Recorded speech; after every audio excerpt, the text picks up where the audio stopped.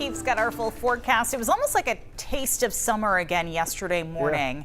Then we dip back into the colder temperatures. Yeah, yesterday was a weird day because it was legitimately kind of hot around 10, 11 noon, and then we got back to our cold fronted, and that was the end of that, and we're kind of stuck in this gloomy situation. I talked last week about how the beginning of this week was not going to be all that pleasant. A lot of clouds, a lot of showers, and this is how we start. It is worth noting northern Maine seeing some sun, as is down east. Hard to imagine if you're in Portland or Wiscasset or Freeport, where it's just been cloudy all morning. Here comes the rain, showers first, heavier stuff into the northeast kingdom. And it does look like this area that, looks like it's going due east here.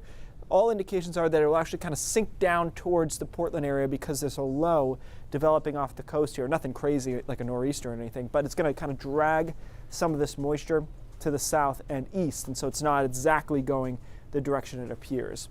Areas that are cloudy this morning are stuck in the 50s. We're going to have a hard time getting any warmer than this. There's just no driver for it with the lack of sun. Even when there is sun in Caribou, it's only 60. This air mass is not too warm once that backdoor cold front came through. And now the moisture is kind of coming back along that front the rest of today and through much of tomorrow as well. So this is just one version, but I think most of the models have the same general idea that we start to solidify some moisture here and pull it towards the coastline. Downpours possible later this afternoon into this evening, especially over the southern and western part of the state, but perhaps into the mid-coast by the middle of the night too.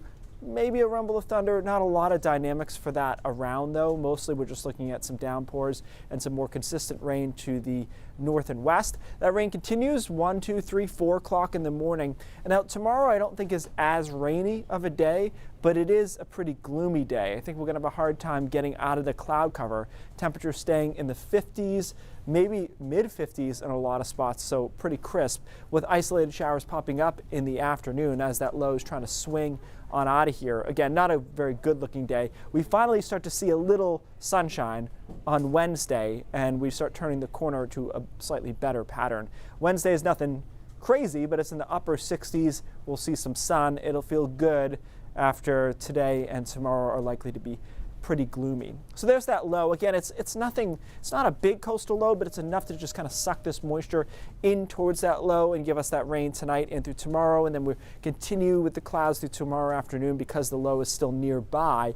High pressure weekly builds in on Wednesday, and then a front comes through on Thursday morning through the middle of the day. That has some showers, thunderstorms, and downpours again, and then we try to clear out on the back end in time for the weekend. Just a quick check on this is the national headline. Obviously, Hurricane Fiona caused a lot of problems in San Juan, in Puerto Rico and San Juan, and then now moving through the DR, but it will be, after this, out to sea. Only area that has to watch it probably is Bermuda, as it goes close by them as a Cat 2 or 3. We'll get some decent sized swells here Friday into Saturday, but that will be all we'll know of Fiona. That's the good news. So yeah, not a great start to the week. We do try to improve it on Wednesday, and then it really turns the corner for the weekend.